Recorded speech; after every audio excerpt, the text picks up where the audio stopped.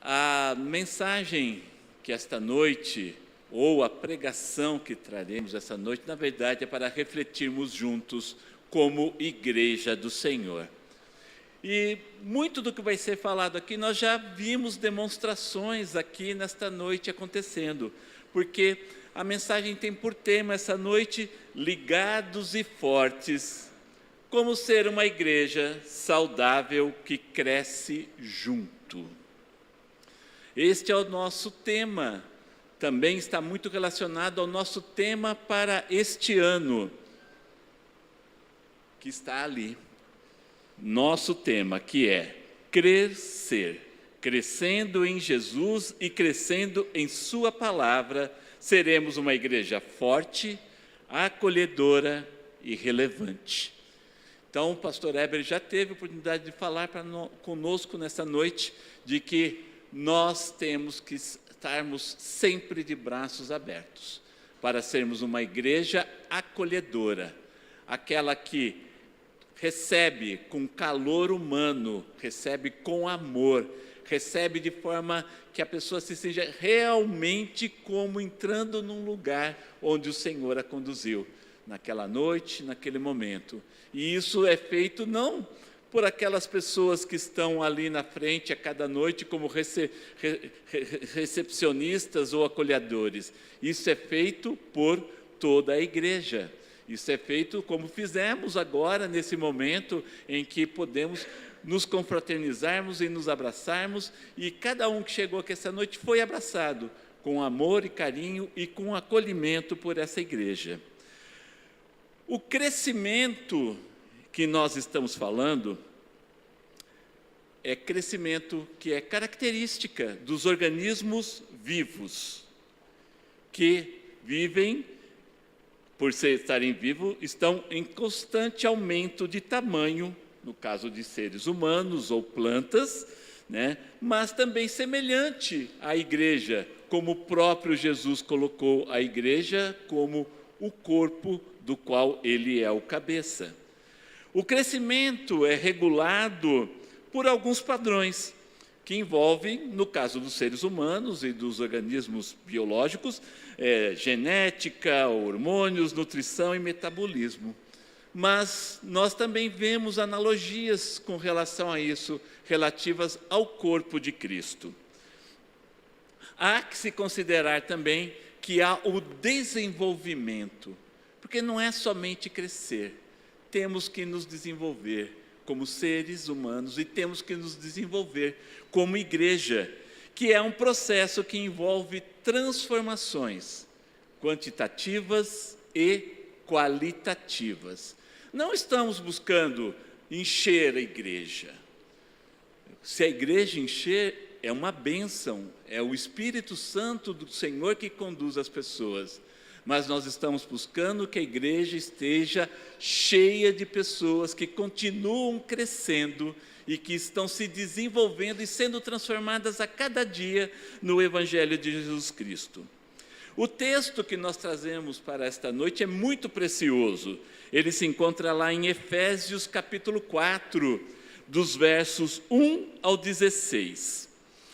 Efésios capítulo 4 será projetado, mas se você pode acompanhar da sua Bíblia, que nós faremos vários retornos nesse texto, tá?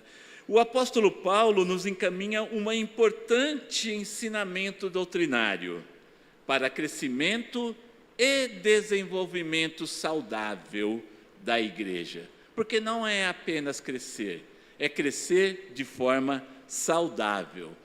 Então, vamos refletir nesse texto que se encontra na carta do apóstolo Paulo aos Efésios, capítulo 4, dos versos 1 ao 16. Na minha Bíblia traz algumas divisões. A primeira se chama a unidade da fé, que vai dos versos 1 ao 6. Nos diz assim a palavra do Senhor: rogo-vos, pois, eu, o prisioneiro do Senhor, que andeis de modo digno da vocação que fostes chamados, com toda a humildade e mansidão, com longanimidade, suportando-vos uns aos outros em amor, esforçando-vos diligentemente por preservar a unidade do Espírito Santo no vínculo da paz. Há somente um corpo e um espírito, como também fostes chamados numa só esperança da vocação. Há um só Senhor, uma só fé, um só batismo, um só Deus e Pai de todos, o qual é sobre todos, age por meio de todos e está em todos. E a graça foi concedida a cada um de nós, segundo a proporção do dom de Cristo. A partir do verso 7, já temos aqui uma nova temática, que é o santo ministério semens. Ora, que quer dizer subiu, senão que também havia descido até as regiões inferiores da terra. Aquele que desceu é também o mesmo que subiu, acima de todos os céus, para encher todas as coisas. E ele mesmo concedeu uns para apóstolos, outros para profetas, outros para evangelistas e outros para pastores e mestres, com vistas ao aperfeiçoamento dos santos, para o desempenho do seu serviço, para a edificação do corpo de Cristo, até que todos cheguemos à unidade da fé e do pleno conhecimento do Filho de Deus, à perfeita varonilidade, à medida da estatura da plenitude de Cristo, para que não mais sejamos como meninos, agitados de um lado para o outro e levados ao redor por todo vento de doutrina, pela artimanha dos homens, pela astúcia com que induzem ao erro. Mas, seguindo a verdade em amor, cresçamos em tudo naquele que é a cabeça, Cristo, de quem todo o corpo bem ajustado e consolidado pelo auxílio de toda a junta, seguindo a justa cooperação de cada parte, efetuou seu próprio aumento para a edificação de si mesmo em amor. Santíssimo Deus e Pai, agradecemos por essa preciosa palavra, Deus, destinada à Tua Igreja, para que estejamos conscientes e cientes de que edificamos cada um de nós ao corpo da Igreja, ó Pai. Que nesta noite a nossa reflexão seja para que isto seja entranhado em nossas mentes e corações. Aplique, Senhor, esta palavra ao nosso coração. Oramos assim em nome de Jesus. Amém. Amados irmãos e irmãs, hoje estamos aqui reunidos para refletir sobre a beleza e o desafio de sermos uma igreja saudável, que cresce junta, unida em Cristo. Paulo, em sua carta aos Efésios, nesse texto que acabamos de ler, nos oferece um mapa claro para essa jornada e caminho que, acima de tudo, é um caminho de humildade, mansidão e amor, que nos leva à maturidade em Cristo. O Paulo nos entrega aqui um projeto para edificação de igreja. Qual igreja? Todo o corpo em si. Porque nós mencionamos igreja como um corpo vivo, ou seja, não estático, um corpo em movimento, um corpo unido por juntas e medulas, ou seja, articulado, um corpo que se move, um corpo que está vivo e continua a se desenvolver em todo o tempo. A igreja não é este templo formado por paredes, telhado, piso, é estático. Esse templo não se mexe, a não ser que aconteça um terremoto, como aconteceu recentemente lá em Mianmar. Mas, do contrário, nós estamos dentro de um ambiente. Aqui sim se reúne a Igreja de Cristo. Nem sempre foi assim. A igreja criada por Cristo se reunia muitas vezes em lugares livres, embaixo de árvores, sentadas em troncos de madeira, em nenhum lugar fixo, uma edificação que ali designasse: aqui está a Igreja Batista de Pedro ou de Paulo ou de Barnabé. Não. Esta é a Igreja Batista Novo Dia, que se reúne nesse endereço, neste local, mas a igreja somos nós. E o apóstolo Paulo nos encaminha aqui não um modelo, mas uma doutrina para que sejamos igreja. Existe um livro que chama 9 Marcas de uma Igreja Saudável, do pastor, teólogo, escritor Mark Dever. Este livro, esse autor apresenta um guia prático para que a igreja, uma igreja forte, biblicamente fiel, com uma visão bíblica de edificação. No entanto, esta é digamos que seria assim, um conjunto de normativos, de instruções para que a igreja obtenha um crescimento. Nem sempre funciona você seguir um manual de regras. Haja visto, por exemplo, que se alguém lhe entrega uma receita de dieta, pode seguir que vai dar certo, às vezes não dá certo, ou você não se adapta. Então, nós não estamos diante de um normativo, nós estamos num conjunto de regras para que a igreja cresça, seja forte e saudável. Nós estamos diante de uma doutrina encaminhada por Jesus Cristo para o crescimento saudável da igreja. E esse crescimento pode ser numérico, mas não exatamente. Tá? O crescimento, ele acontece por meio do crescimento do corpo, de todos nós nos desenvolvendo unidos para juntos caminharmos, crescendo e sendo uma igreja assim, forte, saudável e que irá alcançar a outros. O pastor mencionou aqui a questão de os nossos públicos-alvo. Esses dias atrás estava ouvindo o pastor Fabrício Freitas mencionando que quando se fala em revitalização de igreja, muitas vezes se imagina aquela igreja que está lá cada dia perdendo membros, está com as suas portas quase fechando, mas não é essa a verdade. Revitalização de igreja, muitas vezes ela tem que ser aplicada a igrejas que estão numericamente infladas até, mas é uma igreja que está sem vida, é uma igreja que perdeu o seu vigor, perdeu o seu brilho, ela não mais está sendo igreja, ela acaba sendo muitas vezes um ponto de encontro para as pessoas estarem no domingo e ali se abraçarem, muitas vezes terem uma cantina, ouvirem boas músicas, muitas vezes são clientes de igreja. Estão assentados em bancos confortáveis, se não forem confortáveis, às vezes vem a reclamação, essa cadeira dói a minha coluna e por aí vai, né? Ou o ar-condicionado está gelado demais ou está quente demais, as músicas que foram cantadas, poxa, o ministro errou na mão, o Ministério de Louvor, hoje podia ter sido melhor, você viu como aquela menina da esquerda estava desafinada, não estou me referindo a ninguém que estava aqui, mas estava vendo até um relato interessante, que certa irmã escreveu ao seu pastor, pastor, eu gostaria que o senhor conversasse com o nosso ministro de música, pois ele tem tocado, tem trazido uns hinos novos para a igreja que não me agradam. Eu gostaria que ele voltasse a tocar aqueles hinos antigos, voltasse a executar os hinos antigos, que são muito mais bonitos.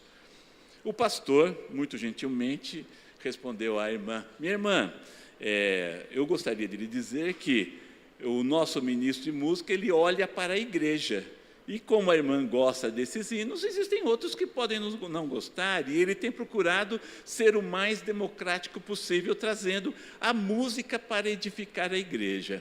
Então eu gostaria que você, ao invés de trazer essa reclamação ao pastor, orasse pelo seu ministro de música, e inclusive incentivasse-o a continuar desenvolvendo esse trabalho que tem trazido muitos frutos para a nossa igreja, né? E vou lhe dizer, irmão, os hinos novos que hoje você não gosta, e você gosta dos seus hinos antigos, eles também foram novos em algum tempo, e alguém também não gostava deles. Este relato foi dito como sendo uma resposta do pastor Billy Graham a uma das membros da sua igreja, e aconteceu há mais de 50 anos. Ou seja, não é uma novidade que os clientes de igreja estejam aqui para serem servidos, né, de uma maneira como se estivessem realmente desfrutando de algo para agradá-los e não para servir. Nós estamos aqui para servir. E esta é a identidade da igreja, o serviço cristão. Nós podemos observar que este conjunto doutrinário que apresenta o apóstolo Paulo encaminha numa doutrina muito importante, que é a vida ética do crente na realidade e resultados e influências que podem alcançar a comunidade onde a igreja está inserida, mas é fruto do agir do Espírito Santo sobre as nossas vidas, que refletirá na vida do próprio corpo da igreja. É exatamente isso, não é por nós, não é pelas nossas habilidades, não é pelas nossas qualidades, é pelo agir do Espírito Santo em cada um de nós que age sobre a igreja.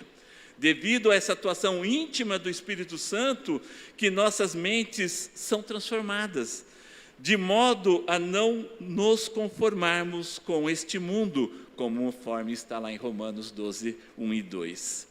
Sem a atuação do Espírito Santo, a igreja não se desenvolve e não cresce, no sentido de santificação e cumprimento dos propósitos que Deus tem para a própria igreja, através do propósito que Ele tem para a vida de cada um dos irmãos. É uma realidade que existem avanços, existem igrejas que crescem explosivamente, existe até o evangelismo explosivo, uma técnica utilizada, mas temos que reconhecer que aquilo que não provém do Espírito Santo e aquilo que não é dado pelo Senhor, ele se desfaz. Pois a santificação pode ser até imitada pelo homem por algum tempo, pois todas as imitações terminam em fracasso. Então nós não estamos buscando inflar a igreja com artifícios e artimanhas. Nós estamos procurando ser um corpo saudável e unido. Esse corpo saudável e unido pode ser composto por 10 pessoas, ou por 100, ou por 1000. Quem determina não somos nós, é o próprio Espírito Santo. Então nós vemos, como foi dito nos versos 1 a 6, a exortação à unidade da igreja. Essa unidade na fé.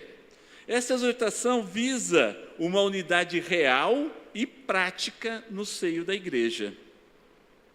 Ou seja, temos que eliminar aquilo que possa trazer distensões na igreja, facções, discórdias.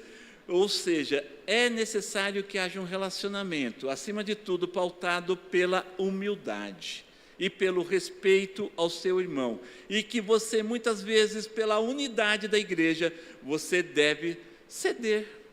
Mesmo que você esteja correto, nós não estamos buscando vencer, nós estamos buscando que a igreja prevaleça. No início desta carta, no capítulo 1, versos 9 a 10, Deus demonstra a vontade que é a vontade dele, que é a restauração e a unidade de todas as coisas em Jesus Cristo.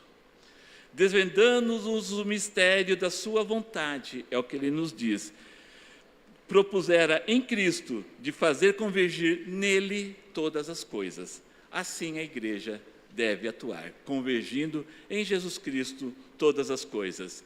E o apóstolo Paulo, no verso 1, nos diz como é digno da vocação, ou seja, deveríamos viver de maneira de acordo com o motivo ou a escolha pela qual Deus nos chamou e nos colocou neste lugar. Temos que entender a vocação para a qual fomos chamados. De acordo com esse convite, nós viveremos num ambiente, num corpo onde nós, como membro, quer seja uma falange do dedo mindinho ou o fêmur da sua coxa, você tem a mesma importância, pois ambos são importantes para o corpo, independente da sua dimensão ou importância fisiológica. Já nós vemos que o apóstolo Paulo continua discorrendo que é para nos esforçarmos por manter a unidade, priorizando a harmonia do povo de Deus, em detrimento de interesses pessoais e privilégios. Ou seja, o nosso foco não é no meu conforto, não é na minha satisfação de estar no meu ambiente, é o que eu neste ambiente, é o que eu posso fazer para que o meu irmão sinta-se bem entre nós. O que eu posso fazer para acolher o meu irmão, o que eu posso fazer para expressar o meu amor pelo meu irmão. Eu vi há um tempo atrás, há coisa de 20 anos, pela primeira vez um termo que foi denominado, é um neologismo, não é uma palavra que está lá no dicionário, chama outrocentrismo. No mundo em que nós falamos em antropocentrismo, ou seja, o homem está no centro, quando você fala em outrocentrismo, o centro é o outro. Tá? Eu ouvi esse termo na primeira Igreja Batista de Atibaia, há coisa de 20 anos, numa pregação do pastor David Merck. Inclusive ontem nós tivemos um encontro primoroso aqui para os casais, e 2 livros que foram mencionados ali pela doutora Marta, um deles nós até começamos a estudá-lo aqui na igreja, Homens Mais Parecidos com Jesus, escritos pelo Dr. David Merck, e a esposa dele escreveu depois, Mulheres Mais Parecidas com Jesus, para que não houvesse nenhuma dúvida que ambos devem ser parecidos com Jesus, né? Mas eu vi esse termo nos evoca ao seguinte, que o centro está em olhar para o outro. Por quê? Porque foi isso o que Jesus fez em todo o tempo em que ele esteve aqui. Em toda a sua caminhada, Jesus olhava para aqueles principalmente que estavam marginalizados, excluídos, aqueles que eram tratados como inferiores naquela sociedade. E então nós podemos observar que a demonstração dessa unidade é porque ele decreta ali 7 elementos da unidade que são fundamentais para que a igreja possa permanecer unida, crescendo e saudável. Um só corpo, o único corpo de Cristo que é a igreja. Um só Espírito, o mesmo Espírito Santo que concede a mesma vida espiritual a todos os crentes. Uma só esperança. Todos os cristãos compartilham a mesma certeza futura e se dirigem ao mesmo destino celestial. A esperança da vida eterna nos une. Um só Senhor, todos nos submetemos ao mesmo governo divino, que é Jesus Cristo. Uma só fé. Todos os crentes depositam a mesma confiança em Cristo para a salvação, mediante a redenção dos nossos pecados que Ele promoveu. Um só batismo, estamos falando do batismo do Espírito Santo, quando o cristão tem o seu encontro pessoal e transformador com Jesus, e ali declara que Jesus é o Senhor da sua vida. E sem necessidade de nenhuma manifestação extraordinária para que isto seja declarado. E um só Deus e Pai, todos temos o mesmo Deus e Pai celestial, o que faz de nós cristãos, irmãos em Cristo. Mas a segunda parte desse texto, ele ainda nos traz a questão de diversidade de dons. E ele abre no verso 7 com a conjunção adversativa mas. Por quê? Porque ele vai expor uma ideia agora que pode parecer contrária ao que ele apresentou até agora, porque ele estava falando em todos, e de repente ele começa a falar cada um. Ou seja, agora a expressão é demonstrar que há diversidade dentro da unidade. A igreja, sim, como um corpo único, unido, ligado, mas cada membro com a sua atribuição individual. A mão não pode fazer o que o pé faz, mas ambos são necessários no corpo. Existe diversidade de dons, porque são isto que faz que o corpo seja harmonioso e possa avançar e crescer. Mediante essa diversidade, a igreja é uma variedade de dons na igreja há uma variedade de dons espirituais dados para benefício da igreja e não para benefício de cada um. Os dons foram deixados para edificação da igreja. A graça é um dom espiritual. Cada um de nós recebeu alguma capacidade espiritual. Não existe desgraçado. Todos têm algum dom que é fruto da graça de Deus. E ninguém pode se dizer que eu não sei o que fazer na igreja, por isso eu vou ficar sentadinho aqui no meu banco, ouvindo a mensagem, cantando, e essa a minha limitação, porque eu não tenho dom. Deus proveu a todos de dons, segundo a medida do dom de Cristo. A determinação é divina, mas administrada por Jesus Cristo. Para qual dom este crente recebe uma medida? Essa administração é concedida em Jesus Cristo. Por exemplo, Deus pode conceder dons musicais a mais de um irmão. Só que um vai desenvolvê-lo tocando teclado, outro a guitarra. Podemos ter até 2 pianistas, mas um tem um dom mais desenvolvido que o outro. Um toca melhor que o outro, mas ambos têm dons. Agora, nós observamos que a somatória desses dons faz com que funcione como uma orquestra maravilhosa de se ouvir. Cada um de nós somos um instrumento nessa orquestra.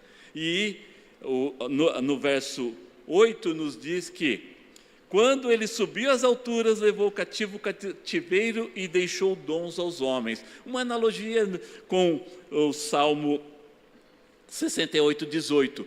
Quando Jesus subiu aos céus, ele deixou todos os dons necessários para que a igreja caminhasse como o organismo vivo que ele criou. Não falta dom nenhum à igreja. A ascensão de Jesus aos céus significa que ele desceu anteriormente, ou seja, de modo que retornando aos céus, cumprindo sua missão terrestre e de derrotar o inimigo, e por sua igreja e deixou para a sua igreja todos os dons que eram requisitos para que a igreja se desenvolvesse e se edificasse a si mesma. Não precisamos de nenhum adorno exterior, além de termos Jesus Cristo como da cabeça da igreja e o Senhor nosso Deus como o supremo Senhor de todos nós. O versículo 11 nos traz uma parte muito interessante por falar em dons, que identifica dons espirituais entregues à igreja.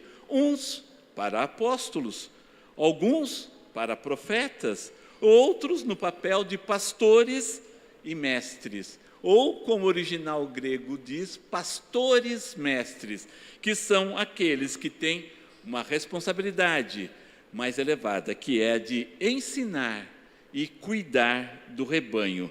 Ele pastoreia, supervisiona e cuida da vida espiritual do rebanho e mantém-os instruídos na palavra de Deus. Por isso, como nós já tivemos a oportunidade de professar aqui, a igreja tem que cuidar bem dos seus pastores.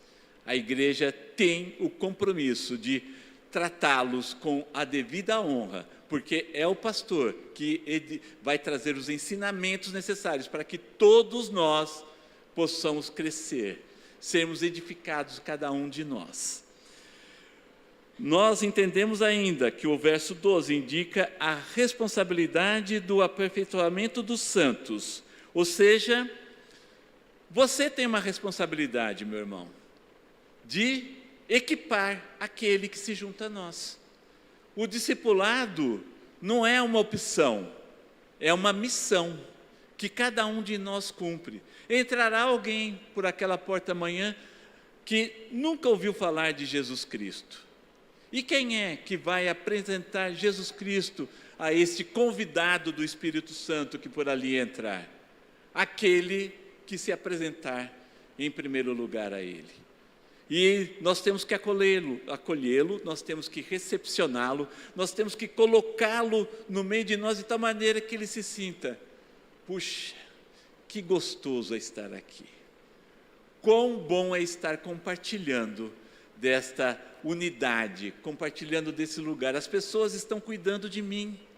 Eu lá fora sou transparente, mas de repente as pessoas estão me vendo aqui dentro. E daqui a pouco esse irmão, ele começa a desenvolver algum dom que ele já tinha recebido. Não sabe fazer muita coisa, mas vai se achando. De repente ele está ali recepcionando pessoas, ou servindo um café, ou colocando uma água para o pregador, que já vai tomá-la, inclusive.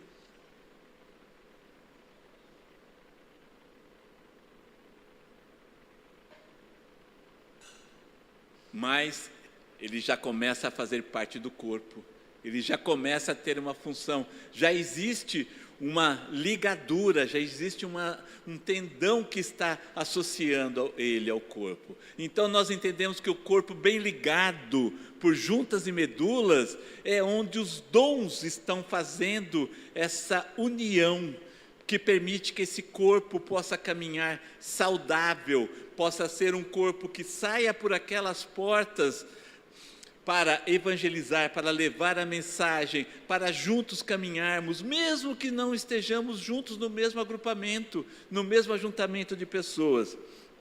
E isso requer maturidade. Então, a maturidade, esse processo da santificação que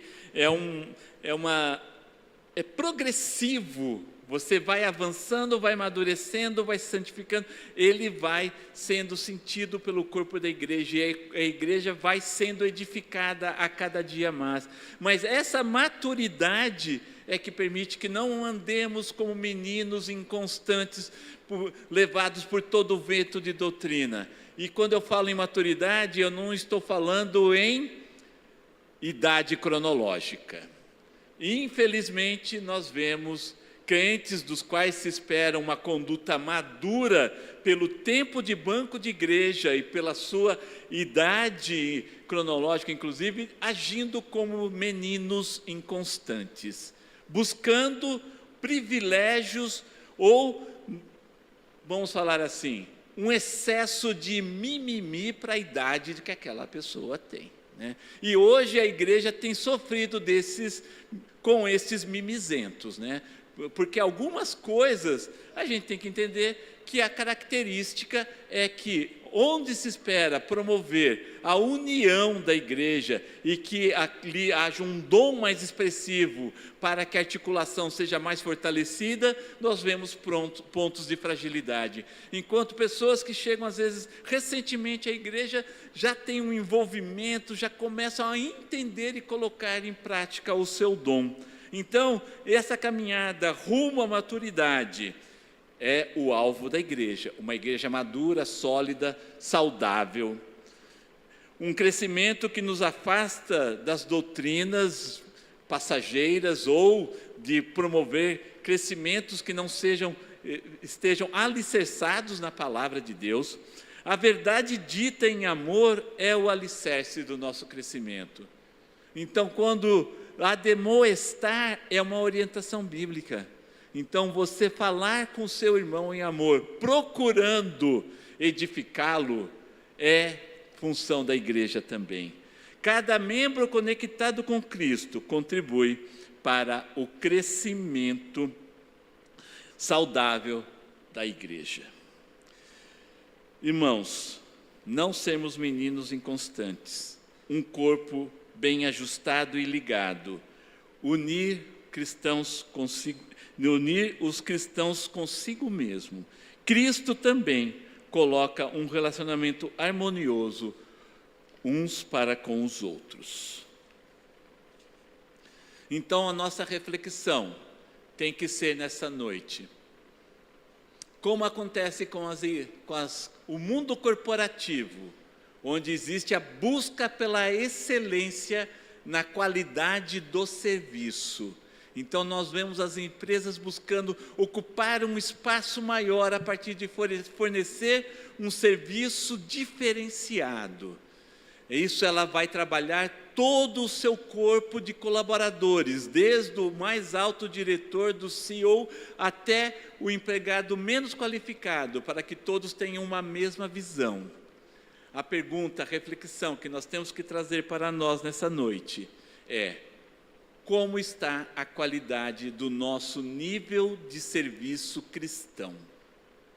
Cada um de nós tem realmente entregado o que pode entregar de melhor? Cada um de nós tem colocado em ação os dons que o Senhor já nos concedeu? Ou você tem negligenciado os seus dons? Tem enterrado os seus talentos? É necessário fazermos essa reflexão para que esse corpo cresça saudável, unido e que nos assemelhemos à igreja primitiva, que é o nosso modelo. Em Atos 2, 46 está lá: diariamente perseveravam unânimes no templo, partiam o pão de casa em casa e tomavam as suas refeições com alegria e singeleza de coração, louvando a Deus e contando com a simpatia de todo o povo. Enquanto isso, acrescentava-lhes o Senhor, dia a dia, os que iam sendo salvos. Esse é o nosso modelo. Nós vamos ter um momento ágape logo mais, onde poderemos ser uma parte disso. Vamos ter um momento de degustação, de alimentação, cada um trouxe alguma coisa, como na igreja primitiva. Mas também sejamos como os demais ações e atitudes da igreja primitiva, alcançando a todos e caindo na graça, na simpatia e não na antipatia. Que nós possamos contagiar aqueles que se aproximam de nós, aqueles que chegam por aquelas portas. Para concluir, amados, a jornada para sermos uma igreja saudável, que cresce junta, é uma chamada à humildade, ao amor e à unidade. Que possamos abraçar essa vocação, valorizando os dons de Cristo, que Cristo nos deu, e buscarmos a maturidade em sua imagem. Que esta igreja se caracterize pela pregação centrada no Evangelho, pelo discipulado pessoal, pela membresia bíblica e pela liderança servidora. Que a igreja local, esta igreja é uma igreja local, seja um lugar de amor, graça e perdão, e que cada membro cresça em unidade, edificando-se uns aos outros. Que assim possamos agir continuamente para nosso bem e o bem do crescimento da igreja. Amém, meus irmãos? Pastor Heber.